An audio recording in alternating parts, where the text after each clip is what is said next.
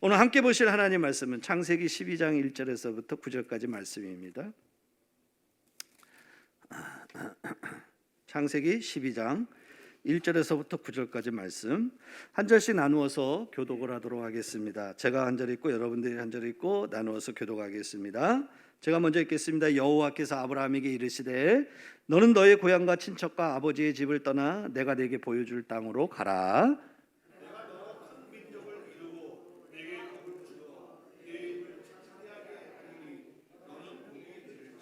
너를 축복하는 자에게는 내가 복을 내리고 너를 저주하는 자에게는 내가 저주하리니 땅의 모든 족속이 너로 말미암아 복을 얻을 것이라 하신지라.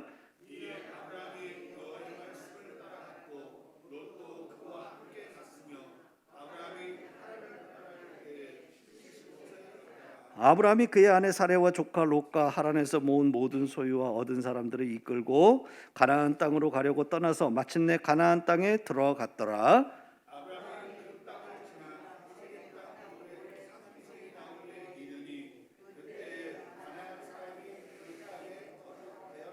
여호와께서 아브라함에게 나타나 이르시되 내가 이 땅을 네 자손에게 주리라 하신지라. 자기에게 나타나신 여호와께 그가 그곳에서 제단을 쌓고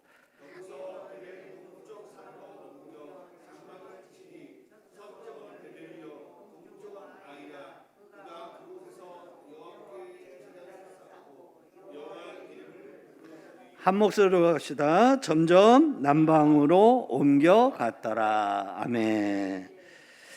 우리 옆에 있는 분하고 인사합시다. 하나님이 당신을 사랑하십니다. 한번 인사합시다.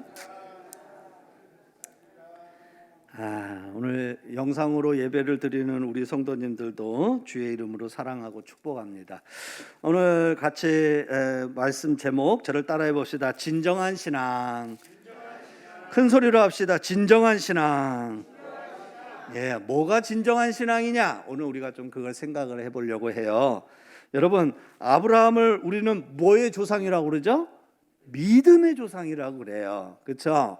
아브라함이 왜 믿음의 조상일까요?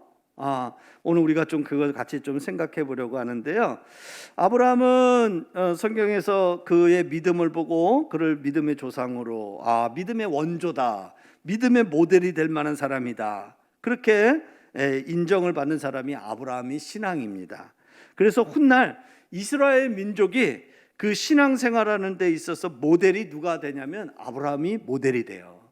그리고 우리도 마찬가지예요. 우리도 예수를 믿는 우리들도 우리 신앙생활에 있어서 우리 신앙의 모범이 될 만한 사람 하면은 그 사람 중에 우리는 누구를 반드시 집어넣냐면 이 아브라함이라는 사람을 반드시 집어넣어요. 오늘 창세기 12장 1절에서 9절은 이 아브라함의 그 신앙생활에 있어서 그 처음 시작이 오늘 말씀에 기록이 되고 있는데, 오늘 이 아브라함의 그 신앙생활에 있어서 출발에 해당이 되는 것이 오늘 우리가 읽은 창세기 12장 1절에서 9절 이 말씀이에요. 그러니까 오늘 우리가 왜 이것이 중요하냐면, 여러분 항상 우리가 기억해야 될 건 뭐냐면 저 사람이 그 신앙이 어떻게 해서 시작이 됐는지, 그렇죠? 이게 되게 중요해요. 이게 너무나 중요한데, 만약에 아브라함이 이 시작이 없었다고 한다면 오늘 이 12장 1절에서부터 이 아브라함의 이 신앙이 없었다고 한다면 아브라함은 결코 믿음의 조상이 될 수가 없어요. 우리의 모델이 될 만한 그런 신앙인으로도 세워지지 않았을 거예요. 근데 오늘 이 창세기 12장 1절에서 9절에 나타난 이 아브라함의 신앙 때문에, 그것 때문에 아브라함이 뭐냐면 믿음의 조상이 될 수 있었고, 그 다음에 우리 모든 믿는 자들, 이거는 우리 대한민국 사람만이 아니에요. 전 세계에 있는 모든 크리스찬들이 그들의 믿음 생활에 있어서 모델이 될 만한 그런 위대한 하나님의 사람, 이 아브라함이 세워질 수 있었던 것은 바로 오늘 이 창세기 12장 1절에서 9절에 이 아브라함의 신앙이 시작되는 이 사건 때문에 그런 거예요.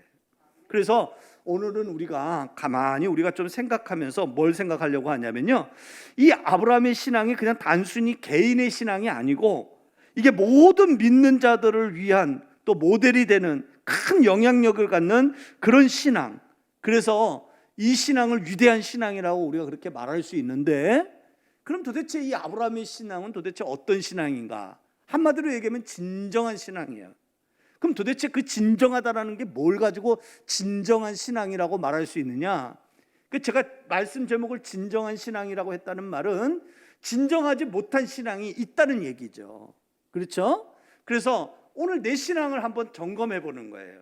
오늘 이 말씀을 가지고 아브라함이 이래서 아브라함의 신앙이 진정한 신앙이라고 했는데, 그렇다면 과연 내 신앙은, 나의 지금 믿음 생활은 진정한 믿음 생활을 하고 있는가? 진실된 신앙 생활을 하고 있는가?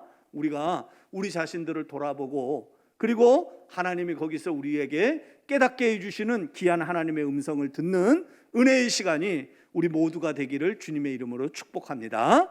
오늘 말씀에 우리가 먼저 기억할 건 뭐냐면, 진정한 신앙은 뭐냐? 진정한 신앙은 뭐냐면 내 삶에 하나님이 들어오실 때 그때 진정한 신앙이 시작되는 거예요. 우리 진정한 신앙의 시작은 뭐냐면 하나님이 내 삶에 들어오셔야 돼요. 따라해 봅시다. 하나님이 나의 삶에 들어오셔야 합니다. 아멘. 아멘. 그럴 때 우리 신앙이 진정한 신앙이라고 말할 수 있다는 거예요. 자, 제가 질문 하나 할게요. 여러분, 그냥 찍으세요. 뭐 하라고요? 찍으라고요. 예. 여러분, 아브라함이 오늘 여기 이 창세기 12장 이전에, 아브라함이 창세기 12장 이전에, 여기 창세기 12장 때는 아브라함 나이가 몇 살이었냐면 75세 때였어요. 그러면 75세 이전에 아브라함은 하나님을 아는 사람이었을까요? 하나님을 모르는 사람이었을까요? 찍으세요. 아는 사람이었을까요? 모르는 사람이었을까요?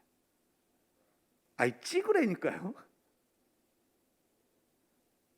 찍는 말이 무슨 말인지 모르세요? 하나님을 알았을까요? 몰랐을까요? 알았어요? 어떻게 알았을까요? 이러면 이제 또 서로 좀 얘기가 길어지겠죠? 예. 근데 여러분, 오늘 우리가 이게 성경의 구조를 이렇게 가만히 보면 좀 이상한 게 나와요. 우리가 언뜻 생각하기에는 아브라함이 창세기 12장에 하나님이 아브라함에게 나타나시기 전까지는 아브라함이 하나님을 몰랐을 것 같아요. 언뜻 생각하기에. 저는 그렇게 생각을 했었어요, 예전에. 그런데 오늘 이 성경의 구조를 이렇게 가만히 보니까 어떤 게 있냐면, 창세기 11장과 12장의 그 사이에 보면은 무슨 창세기 11장은 무슨 사건이 있었냐면 바벨탑 사건이 있어요. 여러분 잘 아는 사건. 근데 그 바벨탑 사건이 있고, 창세기 12장에서는 하나님이 아브라함을 불러내시는 사건이 있어요. 그런데 그 사이에 그 바벨탑과 오늘 우리가 읽었던 창세기 12장에 하나님이 아브라함을 부르시는 그 사건 사이에 뭐가 성경이 기록이 되고 있냐면, 여러분 보세요. 창세기 11장 10절, 여러분 성경을 한번 보세요. 거기 보면 성경 말씀은 아닌데, 여러분 요새 우리 가지고 있는 성경에 보면 이 내용이 무슨 내용인지를 파란 글씨로 뭐라고 써 있어요. 11장 10절 위에 누구의 족보라고 써 있어요? 아니, 아브라함의 족보라고 안 돼 있는데 셈의 족보라고 돼 있어요. 그렇죠? 보여요? 안 보여요? 보이죠? 예. 자, 이제 저를 보세요. 이제 그건 이제 그만 보시고 이제 저를 보세요. 자, 보세요. 잘 보세요. 11장은 바벨탑, 12장은 하나님이 아브라함을 불렀어요. 그렇죠? 근데 그 사이에 누구의 족보가 기록되어 있다고요? 셈의 족보가 기록이 되어 있어요. 자, 그러면 셈의 족보가 누구의 족보냐면, 셈의 족보는 누구의 족보냐면, 오늘 이 셈의 족보에서는 누굴 얘기하려고 이 셈의 족보를 얘기하고 있냐면 아브라함을 얘기하려고 셈의 족보를 얘기하는 거예요. 그런데 셈은 어떤 사람이냐면요, 노아의 세 아들 중에 한 사람이에요. 그런데 하나님의 구속의 역사가 어디를 통해서 그 구속의 역사가 흘러가냐면, 하나님이 셈의 후손을 통해서 하나님의 구속의 역사가 흘러가고 있어요. 그런데 오늘 여기 이 족보를 가만히 보니까 셈에게 있어서 8대 손이 누구냐면 바로 그 사람이 누구냐면 데라예요. 데라가 누구냐면 아브라함의 누구 되죠? 아버지 되는 사람이에요. 그러면 아브라함은 셈의 9대 손이 되겠죠. 그렇죠? 근데 셈의 그 8대 손이 데라이고, 그 아들이 아브라함이라고 얘기하고 있고, 아브라함의 고향이 어디냐면 갈대 우르라고 그렇게 얘기를 하고 있어요. 그렇죠? 오늘 그 족보는 그 얘기를 하고 있는 거예요. 자, 그런데 왜 이 족보가 들어갔을까? 그건 바로 뭐냐면 하나님이 지금 이것을 통해서 우리에게 말씀해 주고 계시는 거예요. 뭘 말씀하냐면 하나님이 지금 구원의 역사를 어떻게 흘러가게 하고 계시는지를 그것을 우리에게 말씀해 주시려고, 그래서 셈의 족보를 그 사이에다가 집어넣는 거예요. 성경에 보면 우리가 남의 족보가 막 계속 여러 번 나와요. 족보를 왜 쓰지? 아니, 사람 이름도 알지도 못하는 사람이 족보를 넣는 이유가 뭘까? 성경에 그렇게 기록할 게 그렇게 없나? 우리가 언뜻 생각하기엔 쓰잘데기 없는 것 같이 느껴져요. 그런데 성경에 나오는 족보는 전부 다 뭐하냐면, 뭐와 관련이 되어 있냐면 구속사와 관련이 되어 있어요. 하나님의 구원의 역사가 어떻게 흘러갔는지를 하나님이 보여주시고 나타내시기 위해서 성경에 그들의 족보를 기록하신 목적이 거기에 있다는 거예요. 그걸 우리가 알고 있다고 한다면, 그렇다면 오늘 이 아브라함의 족보, 이 셈의 족보를 기록한 것은 뭐냐면 하나님이 여기서 지금 당신의 구원의 역사를 어떻게 흘러가게 하고 계시는지 그걸 나타내시기 위함이라는 걸 우리가 알 수 있죠. 자, 그럼 보세요. 근데 여호수아서 24장 2절에 가보면 이런 말씀이 있어요. 한번 같이 한번 읽어볼까요? 함께 읽겠습니다. 시작. 여호수아가 모든 백성에게 이르되 이스라엘의 하나님 여호와께서 이같이 말씀하시기를 옛적에 너희의 조상들 곧 아브라함의 아버지 나홀의 아버지 데라가 강 저쪽에 거주하여 다른 신들을 섬겼으나. 아멘. 자, 여기서 보니까 뭐라고 얘기하냐면 셈의 8대 후손인 데라가 누구의 아버지라고요? 아브라함의 아버지라고 그랬죠. 데라가 어떤 사람이었냐면 강 저쪽에, 거기 뭐냐면 우루 땅을 얘기하는 거예요. 거기서 거주하면서 뭐를 한 사람이라고요? 하나님을 섬긴 사람이라고요? 우상을 섬긴 사람이라고요? 우상을 섬긴 사람이라는 거예요. 이상하다. 아까는 목사님 구속기에 어떻게 하나님의 구원의 역사가 어떻게 흘러가는지를 하나님이 보여주신다고 했는데 보니까 그들의 후손들은 전부 어떠냐면 하나님을 섬기는 게 아니라 그들은 뭐냐면 우상을 섬기는 사람들이 있네요. 도대체 이게 뭐가 앞뒤가 안 맞지 않아요? 그런데 하나님은 그걸 얘기하는 게 아니에요. 뭐냐면 그런 가운데서 우상을 섬기는 사람들 가운데에서 그 가운데서도 하나님이 어떠냐면 거기에서 어떻게 하나님이 역사하시든지 간에 하나님 어떠냐면 거기서 구원의 길을 하나님이 열어주시고 거기에 믿음의 사람을 세우시고 하나님이 그렇게 하시려고, 그래서 하나님이 이 말씀을 기록을 하고 있는 거예요. 여러분 보세요. 우리가 모두가 다 예전에는 100년 전만 해도 우리 가정에 예수 믿는 사람이 있지 않았어요. 대부분 다 우상을 섬기는 사람들이었어요. 저희 집안만도 그래요. 저희 어머니 아버님 신앙생활 하기 전까지 저희 집안은 대대로 우상을 섬기는 집안이었어요. 저희 할머니는 얼마나 그 우상을 좋아했는지 몰라요. 감기만 걸려도 그 어르신은 누구를 불렀냐면 동네 무당을 불러서 구슬해서 자기 감기가 낫게 해야 된다라고 생각하는 그런 고정관념을 가지고 계신 분이 저희 할머니였어요. 그런데 그런 가정에 어떻게 믿는 사람이 생기고 그 가정에 어떻게 주의 종이 생기며 어떻게 믿음이 3대 4대로 계속 이어져 갈 수 있을까요? 그건 뭘 얘기하냐면 하나님이 그렇게 역사하시는 것을 말해주는 거죠. 그건 저희 가정만이 아니고 우리 성도들 대부분의 가정들이 다 그런 가정에 속해져 있는 것입니다. 오늘 아브라함의 가정도 마찬가지예요. 아버지는 우상을 섬기는 사람이었지만 하나님이 거기서 하나님을 섬기는 사람이 하나님의 그들을 남겨두시고 그들에게 그 신앙을 전수해 주시는 것을 볼 수 있다는 거예요. 오늘 만약에 아브라함이 만약에 다른 신을 섬겼다고 한다면 여호수아는 오늘 이 말씀을 이렇게 말하지 않았을 거예요. 뭐라고요? 오늘 이 성경이 이렇게 얘기했죠. 아브라함의 아버지 나홀의 아버지 데라가 강 저쪽에서 거주해 다른 신을 섬겼다 그렇게 얘기했는데 그 말은 무슨 말이에요? 아브라함의 아버지는 그랬지만 데라는 나홀의 아버지는 그랬지만 그러나 아브라함은 그런 사람이 아니었다라는 걸 그걸 얘기하는 거예요. 만약에 아브라함이 우상을 섬기는 사람이고 하나님을 모르는 사람이었다면 이 성경은 이렇게 기록됐을 거예요. 이렇게 어떻게요? 여기 보니까 옛적에 너희의 조상들 곧 아브라함이 강 저쪽에 거주하여 다른 신들을 섬겼으나 이렇게 기록을 했을 거예요. 그런데 오늘 성경에는 그렇게 기록이 되지 않고 어쩌면 아브라함은 그런 신을 섬기는 사람이 아니었다라는 것을 이야기하고 있죠. 다시 말해서 그 말은 무슨 말이에요? 아브라함은 우상을 섬기는 사람이 아니었다라는 거예요.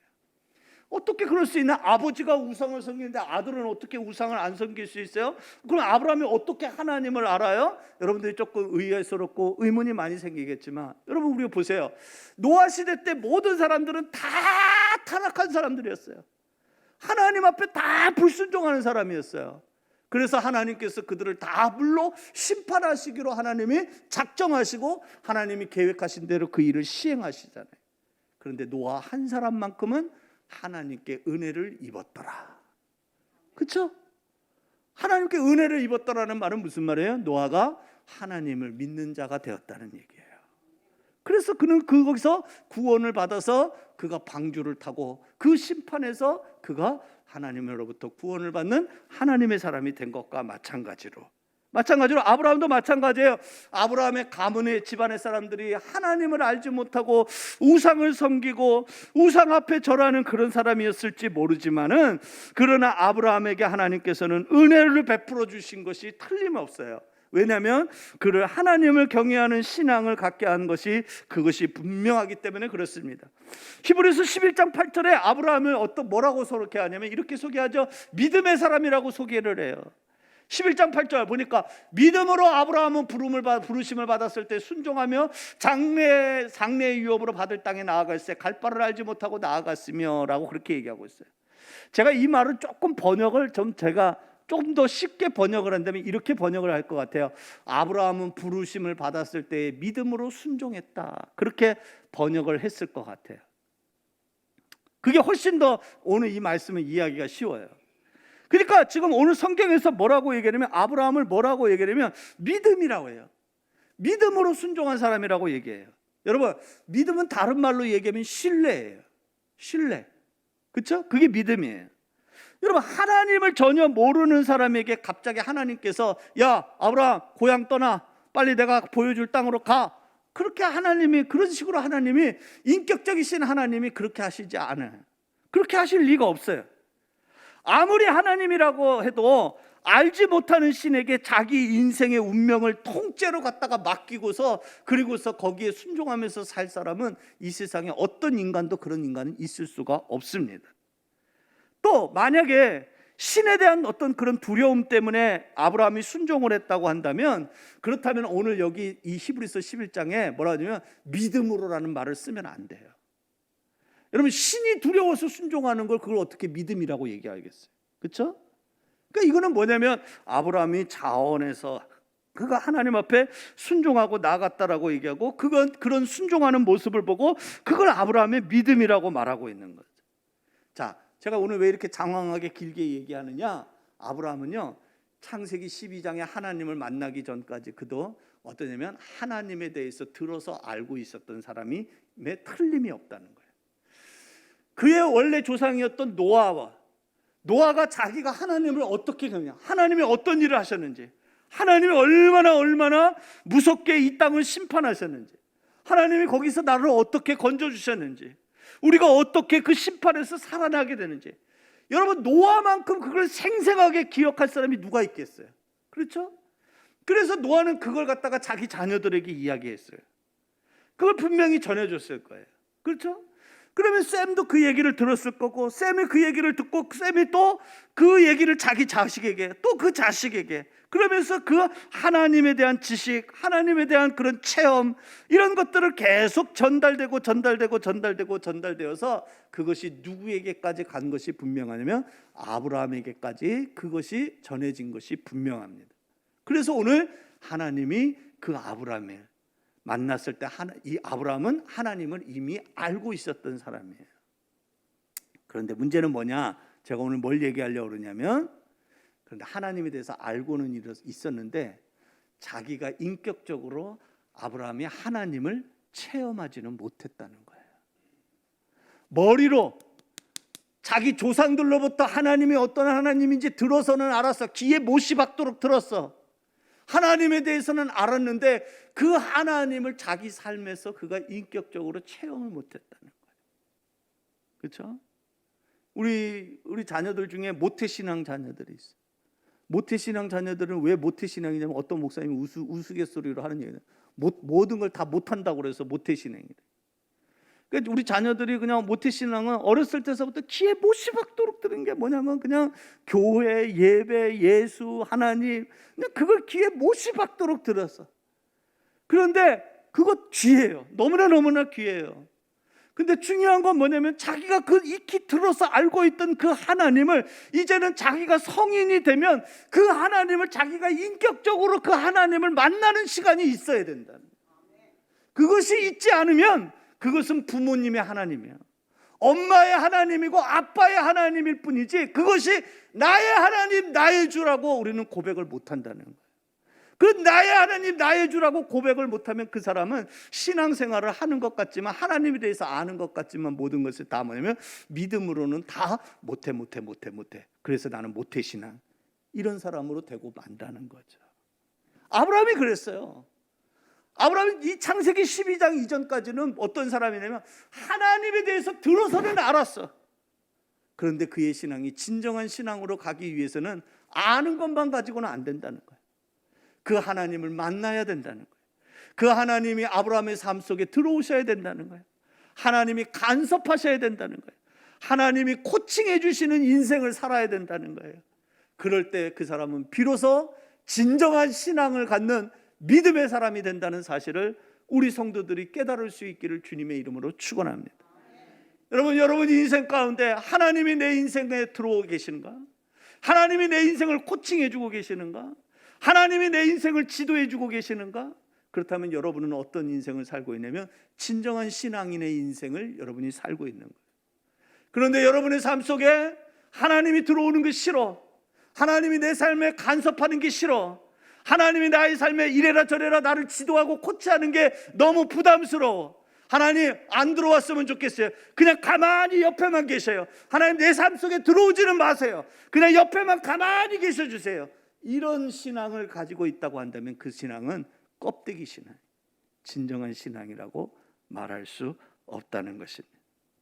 여러분, 우리는 복음서에서도 보면 예수님의 제자들이 변화되는 모습을 우리는 성경을 통해서 보지 않습니까?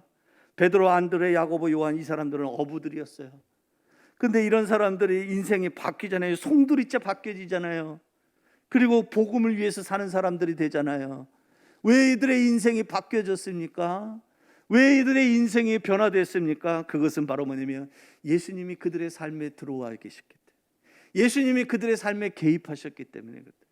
그래서 그 제자들이 어부의 삶에서 믿음의 사람으로, 진실된 신앙인으로, 믿음의 사람으로 아름답게 세워지는 그런 예수님의 12제자가 될 수 있었던 이유가 바로 거기 있는 거예요. 오늘 우리도 마찬가지예요. 하나님은 우리 인생에 들어오기를 원하셔요. 여러분 인생을 코칭해 주기를 원하셔요. 하나님은 여러분의 인생에 개입하기를 원하셔요. 그래서 여러분들이 껍데기 신앙이 아니라 여러분들이 진정한 신앙을 갖는 믿음의 아름다운 사람으로 우리 하나님은 여러분이 세워지기를 기대하고 계신다는 사실을 우리 성도들이 잊지 않기를 주님의 이름으로 축원합니다. 진정한 신앙은 하나님이 내 삶 속에 들어올 때, 그때서부터 진정한 신앙이 시작된다는 사실을 우리 모두가 깨닫고 그것을 사모하며 나아가는 우리 올리브의 성도들이 되기를 주님의 이름으로 축원합니다. 두 번째로 진정한 신앙은 뭐냐면요, 하나님의 명령이 내 귀에 들려야 됩니다. 누구의 명령이 내 귀에 들려야 된다고요? 하나님의 명령이. 여러분, 오늘 하나님이 아브라함에게 말씀하셨어요. 1절에 이렇게 말하고 있죠. 12장 1절 같이 읽어봅시다. 시작. 여호와께서 아브라함에게 이르시되 너는 너의 고향과 친척과 아버지의 집을 떠나 내가 내게 보여줄 땅으로 가라. 이건 뭐냐면 하나님이 말씀하셨는데, 이 말씀은 뭐냐면 어떤 식으로 말씀했냐면, 따라해 봅시다. 명령형. 크게 합시다. 명령형. 무슨 말인지 아시겠죠? 명령으로 하신 거예요. 하든지 마든지 네 알아서 해, 이게 아니야. 하나님 무조건 명령으로 하신 거예요. 여러분, 군대에서 명령은 얼마나 엄한 건지 아시죠? 그렇죠? 전시의 명령 불복종죄는 그 자리에서 어떻게 합니까? 사형이요. 총살이요. 바로 그 자리에서 쏴서 죽여요. 그동안 명령이 바로 서야 되기 때문에. 여러분, 진정한 신앙생활을 하는 사람은 하나님의 명령이 자기 귀에 들려야 돼. 어떤 사람은 말씀을 듣는데도 하나님의 말씀이 안 들리는 사람이 있어. 하나님의 명령이 하나도 내 귀에 안 들어오는 사람들이 있어. 교회가 새생명 축제를 하겠습니다. 한 영혼 구원하는 일을 하겠습니다. 이 일에 모두 동참하십시오. 이건 뭐냐면 여러분을 권유하는 게 아니에요. 이건 누구의 명령이에요? 하나님의 명령이에요. 우리는 영적 전쟁을 감당하고 있어. 그런데 이 명령이 안 들려서 이 명령에 순종하지 않는 사람은 하나님은 어떻게 하시는 거예요? 그 사람 영적으로 총살이요. 영적으로 사형이요. 내가 진정한 신앙생활을 하고 있다면 그 하나님의 명령이 내 귀에 들리는 거예요. 하나님이 나에게 지금 명령하고 계시네. 엄하게 지금 명령하고 계시네. 내가 이 명령에 순종할 것인가 말 것인가에 따라서 그 사람이 진정한 신앙인인지 아닌지가 판가름이 난다는 거예요. 겉으로는 신앙인인 것 같아. 그런데 하나님의 명령에 대해서 눈도 깜짝 안 해. 전도하라고 그러고 한 영혼을 구원하라고 그러고 한 영혼을 초청하라고 명령하시는데, 여러분 전도라는 게 여러분 뭡니까? 여러분 전도라는 건 뭐냐면 예수 그리스도가 주 되심을 선포하면서 나아가는 게 그게 전도예요. 우리는 막 그냥 사람을 어떻게든 그 사람을 구워 삶아갖고 교회에 내 자리 옆에다 데려다 앉혀놓는 그것만 우리가 전도라고 생각하는데 그것만이 전도가 아니고, 내가 그런 일들을 위해서 나가서 계속 복음 전하는 자의 삶을 사는 그게 전도 아니겠어요? 근데 뭐 그런 일, 교회에서 뭐 그렇게 얘기를 해도 눈도 깜짝 안 해. 그건 뭐냐면 겉으로는 신앙인의 옷을 입었을지 모르지만 그 사람은 진정한 신앙인이 아니라는 거예요. 여러분 보세요. 오늘 아브라함에게 하나님이 명령하셨어요. 이 명령이 얼마나 여러분 간단한 명령이 아니에요. 쉬운 명령이 아니에요.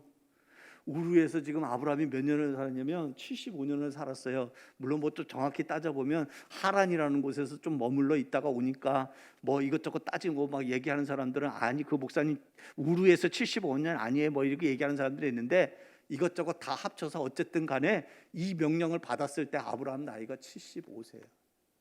그러면 자기가 거기서 여러분 태어나고 자랐어요. 자기가 살아온 고향이에요. 자기에게 익숙해요. 거기에는 부모도 있고 친척도 있고 친구도 있고 지인들도 있고 자기 삶의 뿌리예요. 정말 편하고 익숙한 삶의 터전이래요. 그런데 그곳을 떠난다라는 거, 여러분 이거 쉬운 일 아니에요. 너무나도 그 고대 근동사회에서는 이런 일들은 너무 위험천만한 일이에요. 생명을 장담할 수 없는 일이에요. 엄청난 손해와 불이익을 당할 수 있는, 그것을 감수해야 되는 일이에요. 대단한 결심과 과감한 결단을 요구하는 그런 명령이에요. 죽을지도 몰라요. 고향을 떠난다는 게. 저희 할아버님이 경상남도 하동군 청안면 묵계리 49번지에서 태어나고 자라신 분이에요. 60평생을 거기서 사셨어. 그러다가 이제 그동안 모셔 계시던 작은 아버님께서 이제 거기 고향 땅에는 도무지 소망이 없으니까 그래서 좀 넓은 땅에 가서 일을 하겠다고 해서 이제 그 고향 땅을 떠나시게 됐어요. 그 할아버님 혼자 남으신 거예요.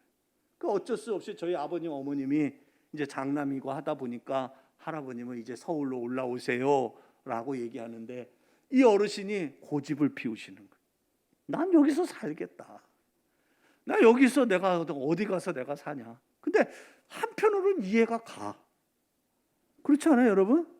경상도 사람이 여러분 서울에 오면 제일 먼저 어려운 게 뭐냐면 말이 안 통해요. 말이. 제가 1년에 한두 차례 시골에 내려가면 할아버지 앞에서 뭐 이런 얘기 저런 얘기 막 얘기를 하면 저희 할아버님이 꼭 하는 얘기가 있어.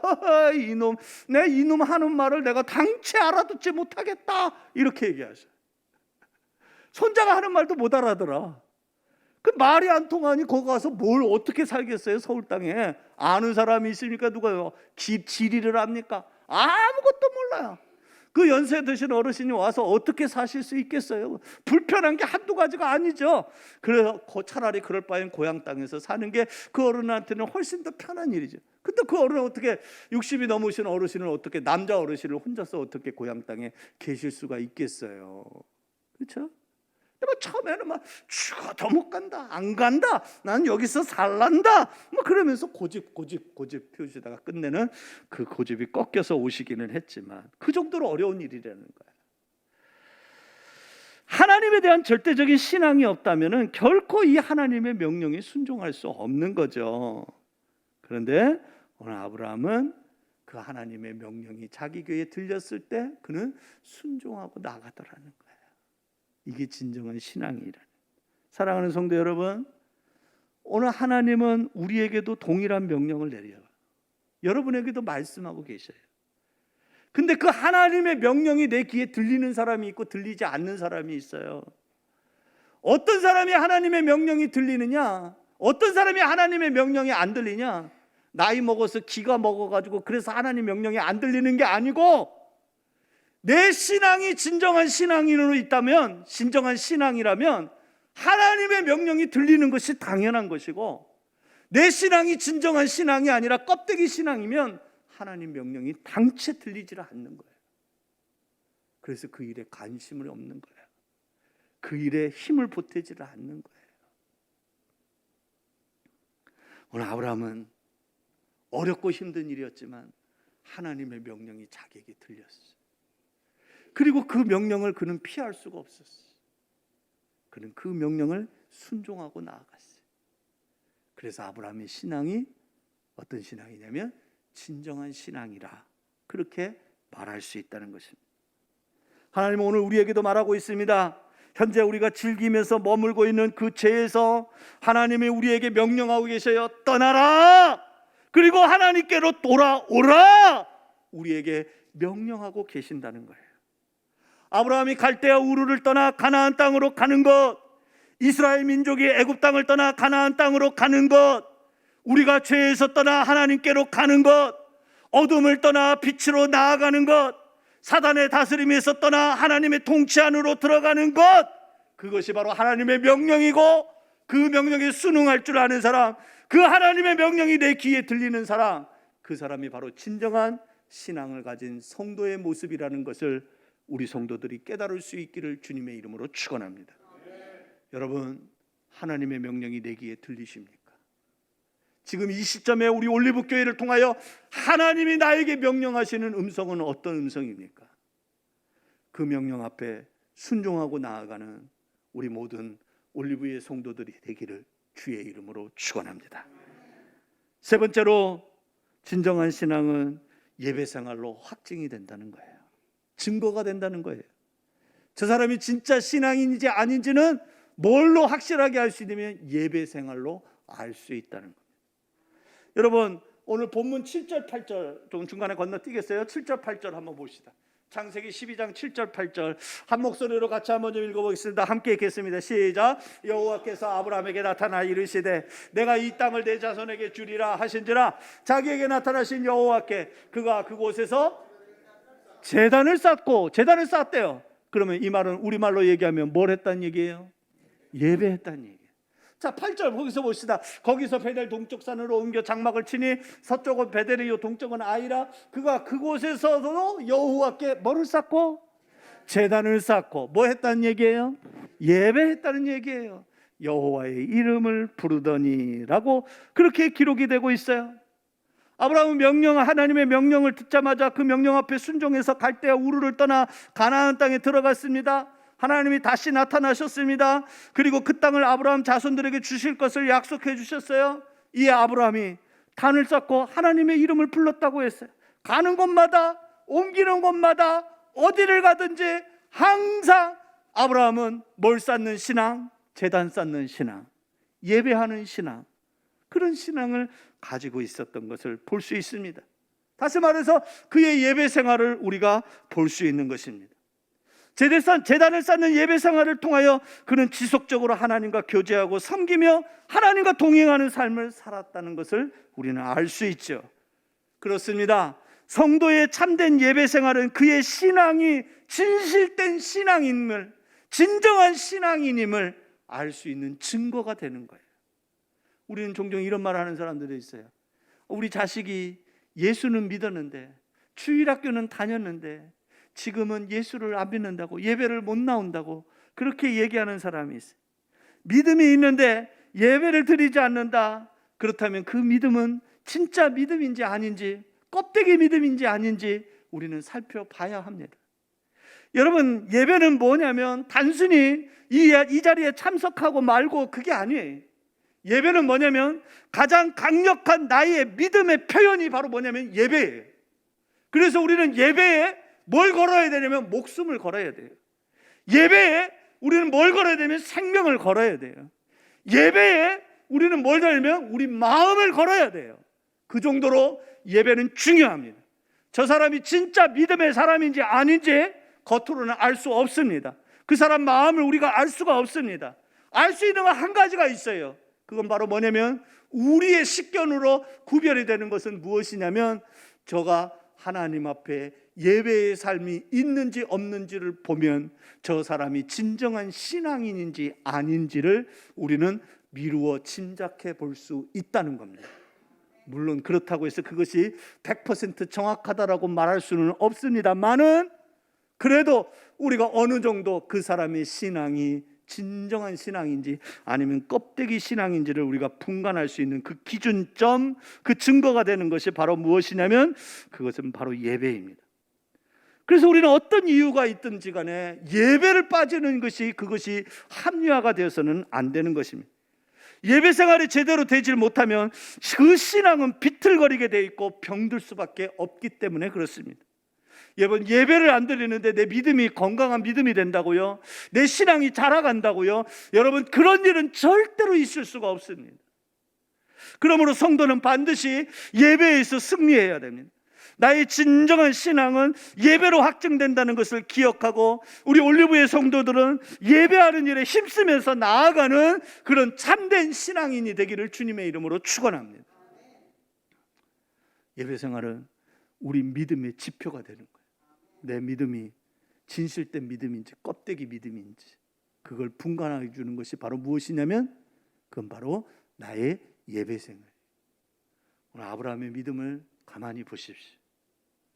그의 진정한 신앙은 무엇 때문이냐면 하나님이 그의 삶에 들어오심으로 인해서 아브라함의 신앙은 진정한 신앙을 가질 수 있게 됐어요. 그래서 우리도 어떠냐면 늘 하나님 앞에 기도해야 돼요. 하나님, 내 10년 가운데 하나님이 들어와 주세요. 하나님, 우리 가정 가운데 하나님이 들어와 주세요. 하나님, 우리 자녀들 10년 가운데 하나님이 들어가 주세요. 그럴 때 나 자신이, 우리 가정이, 우리 자녀들이 진정한 믿음 생활, 진정한 신앙을 갖게 되는 출발이 된다는 것을 우리 성도들이 기억할 수 있기를 바랍니다. 진정한 신앙은 하나님의 명령이 들리는 거예요. 하나님의 명령이 들리는 거예요. 진정한 신앙이 아니면 하나님의 명령이 안 들려요. 나는 하나님의 명령이 들리는 사람인가? 나는 하나님의 명령이 안 들리는 사람인가?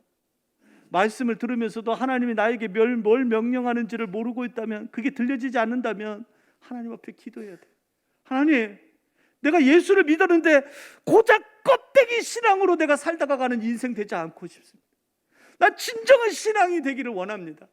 오늘 목사님이 말씀하시기를 진정한 신앙이나 하나님의 명령이 들린다고 했는데, 하나님, 내 귀에도 하나님의 명령이 들리게 해 주옵소서. 내가 비록 육신의 귀가 쇠퇴하여서 들리지 않을지라도 하나님의 말씀하심, 하나님의 명령하심이 내 귀에 들리게 하시고 그 명령에 순종할 줄 아는 믿음의 사람이 되게 하여 주옵소서. 진정한 신앙은 무엇이냐면 예배로 그 사람이 진정한 신앙인인지 아닌지가 판가름 난다고 그랬어요. 여러분, 예배에 목숨을 걸어야 될 이유가 여기 있죠. 예배에 승리할 이유가 여기 있겠죠. 여러분, 아브라함의 신앙이 진정한 신앙인 것 같이 우리도 그 본을 따라서 그것이 우리에게 모범이 되어서 우리도 진정한 신앙 가지고 아브라함이 그 믿음 생활에서 승리함 같이 우리 올리브의 성도들도 아브라함과 같은 그 믿음, 더 큰 믿음 가져서 하나님 앞에 승리하는 하나님의 백성으로 아름답게 세워지기를 주의 이름으로 축복합니다. 아멘.